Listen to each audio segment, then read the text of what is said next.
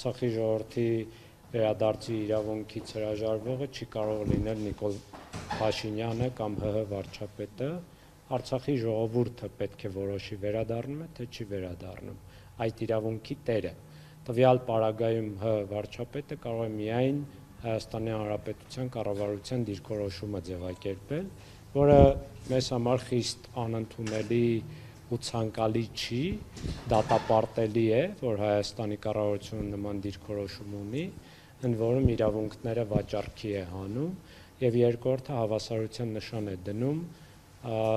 Արցախի ժողովրդի վերադարձի ու ադրբեջանցիների ճակերտավոր վերադարձի միջև, որտեղ որևէ եզր չկա, այսպես ասեմ, ոչ պատճառների մասով, թե ով ինչպես է լքել իր տունը, ոչ փոխհատուցումների, ոչ ժամկետների,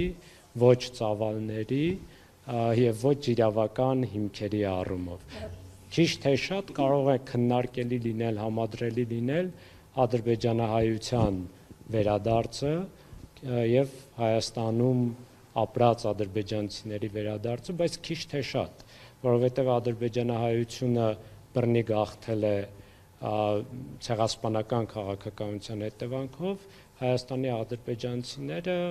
հանգիստ, առանց որևէ բռնության, առանց որևէ սպառնալիքի իրենց կամքով հեռացել են Հայաստանից։ Պարոն Բեգլարյան, բայց դե որքան էլ անընդունելի լինի, որ իշխանությունները մեն իրենց տեսակետ այսօր, մենակ այդ մանդատը բանակցություններ տանելու թեկուզ արցախցիների վերադարձի հետագա ճակատագրի հետ կապված միայն իրենք փաստացի ունեն պաշտոնական բանակցություններ տարել։ Դրա համար եմ ասում, որ դատապարտելի է, բայց մանդատը իրենք չունեն։ Խնդիրն այն է, որ իրենք արդեն մանդատից են հրաժարվել։ ԵԱՀԿ Մինսկի խումբը լուծարելով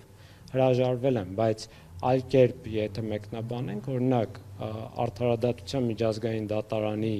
հրամանը վերաբերում է ամբողջ միջազգային հանրությանը, այդ թվում Հայաստանին, ընդ որում Հայաստանի դիմումի հիման վրա է դա ընդունվել։ Այսինքն տվյալ դեպքում Հայաստանի Հանրապետության կառավարությունը ասում է, ես չեմ կատարում դատարանի հրամանը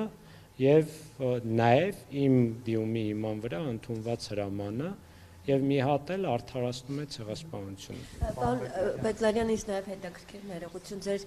տեսակետը դիրքորոշումը, եթե չեմ սխալվում, այս մասին չեք խոսել, ինչպես օրինակ վերաբերվեցիք, երբ որ Արցախի թեմի առաջնորդը հանդիպում ձեռք էր սեղմում Նիկոլ Փաշինյանին։ Դրա մասին խոսել եմ, հրապարակային գրառում եմ արել, բայց եկեք շենքի թեմային անդրադառնանք, որտեղ հիմա դրա համար ենք այստեղ հավաքվել։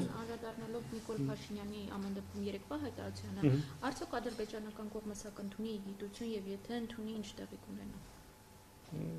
Իրենց հարցրեք, այսինքն միգուցե նաեւ պայմանավորվածության արդյունք է,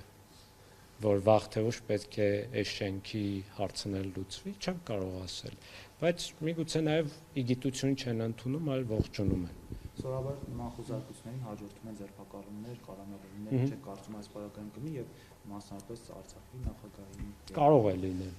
այսինքն վաղուց քաշքշում են, տարբեր քրեական գործերով, տարբեր կարգավիճակներ են տալիս Արցախի պետական պաշտոնյաներին, այդ թվում հիշում եք Դավիթ Գալստյանին տևական ժամանակ անհիմն ապօրինի կերպով ձերբակալեցին, հետո կալանավորեցին եւ այլն։ Այսինքն միանշանակորեն հավանականությունը բարձր է։ Պարոն Բեգլարյան, իսկ այս ճնշումները կազդեն կամ ինչպես կազդեն Արցախ հավաքական վերադարձի ձեր դիրքորոշման հետ, նկատի ունեմ նաև Արցախի պաշտոնյաների։ Ես պաշտոնյա չեմ, ես ուղղակի հանրային հասարակական գործիչ եմ, իրավապաշտպան, իմ դիրքորոշման վրա չի կարող որևէ կերպ ազդել որևէ հանգամանք։ Ես ուզում եմ վերադառնալ ու ես տեսնում եմ, որ իմ բազմաթիվ հայրենակիցներ ցանկանում են վերադառնալ, բայց դրա համար պետք է պայմաններ ստեղծվեն, իսկ պայմաններ ստեղծելու համար պետք է Հայաստանի Հանրապետությունը պաշտոնապես միջազգային հանրությունում այս հարցը բարձրացնի, այդ թվում Ադրբեջանի հետ բանակցություններում։ Պարոն Բեգլարյան, բայց Նիկոլ Փաշինյանը նշում է, որ այդ հարցի վերաբացումը իր գնահատման վերաբացումը, որտեղ իր համար դա փակ է, վերաբացումը հղի են նոր պատերազմով, նոր զոհերով, նոր զրկանքներով։ Ինչու՞։ Դե հավանաբար մտածում եմ, որ միայն պատերազմի միջոցով է հնարավոր վերադարձի։ Ինչու՞։ Դե իրեն հարցրեք։ Հարցին ասում է, որ խոսում է վերադարձի մասին, Արցախը վերադարձնելու, իրենք կողմ են պատերազմում, տեսել են։ Դե ինքը շատ սխալ հերթական մանիպուլյացիան է անում, ոչ մենք կողմ ենք արդարությանը եւ իրավունքների պաշտպանությանը։ Ուզում եմ հասկանալ Նիկոլ Փաշինյանը երբ ստորագրում էր միջազգային դատարաններին ուղղվող հայցերի տակ կամ իր կողմից լիազորվում էր այդ հայցերը, ինքը չէր մտածում դրա մասին։ Ինքն է համաձայնությունը տվել, որ դատարանի նման հայց ներկայացնեն մեր տեղահանումից հետո 23 թվականի հոկտեմբերին։ Ուզում եմ հասկանալ կամ միջազգային պարտավորություններ ստանձնելիս, օրինակ փախստականների մասին կոնվենցիան, երբ Հայաստանի Հանրապետությունը վավերացրել է ու սահմանադրությամբ է պարտավորությունները ստանձնել իրավունքների հետ կապված։ Այդ կոնվենցիայում հստակ գրած է, որ փախստականները